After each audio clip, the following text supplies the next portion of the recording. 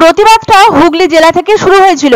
এবার আরজিকর ঘটনার প্রতিবাদ স্বরূপে পুজোর অনুদান নিতে অস্বীকার করল উত্তরপাড়া হিন্দমোটর এলাকার মহিলা পরিচালিত বৌঠান সংঘ ক্লাব। উল্লেখ্য, প্রতিটি বারোয়ারি ক্লাবকে 85,000 টাকা করে পুজো অনুদান দেওয়া হবে, একথা আগাম জানিয়েছিলেন বাংলার মুখ্যমন্ত্রী মমতা বন্দ্যোপাধ্যায়। কিন্তু তারপরে আরজিকর মেডিকেল কলেজ ও হাসপাতালের সেমিনার রুমে ঘটে যায় এক অমানবিক ও ন্যাক্কারজনক ঘটনা, যার জেরে বর্তমানে উত্তাল পরিস্থিতি রাজ্যের। প্রতিবাদ বিক্ষোভ সমাবেশ প্রতিনিয়ত হয়ে চলেছে রাজ্যের গলি থেকে রাজপথে, যার আজ স্পর্শ করেছে রাজ্য ছাড়িয়ে দেশ তথা বিদেশের মাটিকেও। আরজিকর ঘটনার প্রতিবাদে এবার উত্তরপাড়ার এক পুজো কমিটি জানিয়ে দিল যে সরকারের পুজো অনুদান তারা গ্রহণ করবে না। ইতিমধ্যে জেলা প্রশাসনের কাছে চিঠিও পাঠিয়ে দিয়েছেন তারা। এটি মূলত মহিলা পরিচালিত দুর্গাপুজো, নাম বৌঠান সংঘ।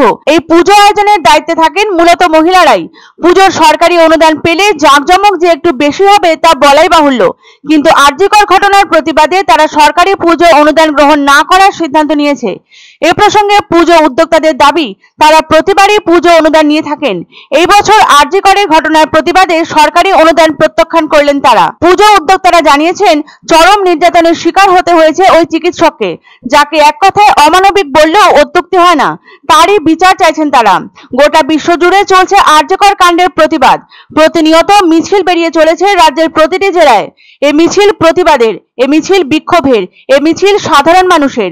যে হাসপাতালে পুলিশ আউটপোস্ট ছিল, সেই হাসপাতালে কিভাবে এরূপ নিদারুণ অমানবিক ঘটনা ঘটে গেল তার জবাব চাইছে গোটা বিশ্ব। প্রসঙ্গত শুধু বৌঠান সংঘ নয়, ইতিমধ্যেই আপনাদের পুজো ও উত্তরপাড়া শক্তি সংঘ এই পুজো অনুদান নেবে না বলে ঘোষণা করেছিল।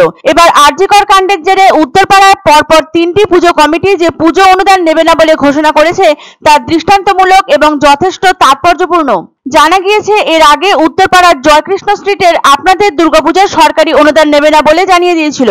এই সিদ্ধান্ত গ্রহণ করে আরজিকর কাণ্ডের প্রতিবাদে সোচ্চার হয়েছিল 80 বছরের পুরনো এই পুজো। তারা জানেন যে সরকারি অনুদান না নেওয়ার জেরে তাদের এবার পুজোর আয়োজন ও জাঁকজমকে বেশ কিছুটা ভাটা পড়তে পারে, তবে তা মানতে প্রস্তুত তারা। তবে এবার তাদের প্রথম ও প্রধান দাবি আরজিকর কাণ্ডের সঠিক বিচার ও প্রত্যক্ষ ও পরোক্ষভাবে যুক্ত অপরাধীদের দৃষ্টান্তমূলক শাস্তি। তবে এবার রাজ্যের আর কতগুলো ক্লাব এই পথ অনুসরণ করে সেটাও লক্ষণীয় বিষয়। এরই পাশাপাশি প্রশ্ন উঠছে, গোটা রাজ্য জুড়ে বিভিন্ন সংগঠনের তরফে প্রতিবাদ কর্মসূচি হচ্ছে, কিন্তু জেলা ভিত্তিক বা ব্লক ভিত্তিক ক্লাবগুলি একসঙ্গে কেন প্রতিবাদ কর্মসূচির আয়োজন করছে না?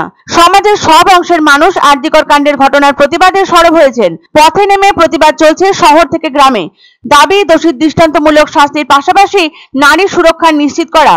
আরজিকর ঘটনার পর সরকার কিছু পদক্ষেপের কথা ঘোষণা করলেও তাতে থেমে থাকেনি আন্দোলন প্রতিবাদ। সেই প্রতিবাদে এবার সামিল হয়েছে দুর্গাপূজা কমিটি। মহিলা পরিচালিত পুজোর সরকারি অনুদান অস্বীকার এই প্রতিবাদেরই একটা দিক বলে জানান পুজো উদ্যোক্তারা। তারা সরকারকে এটাই জানাতে পারে যে আপনার এই যে অনুদানটা আছে সেটা প্রয়োজন নেই, আপনার একটা যোগ্য আপনি শাস্তির ব্যবস্থা করুন। এমন শাস্তির ব্যবস্থা করুন যেন পরের বারে কেউ যেন এরকম করবার আগে 5 বার ভেবে নেয় যে সরকার টাকা তো দেয়, ঠিক আছে, অনুদান দিচ্ছে, প্রপার শাস্তিও দিতে পারে আমাদেরকে।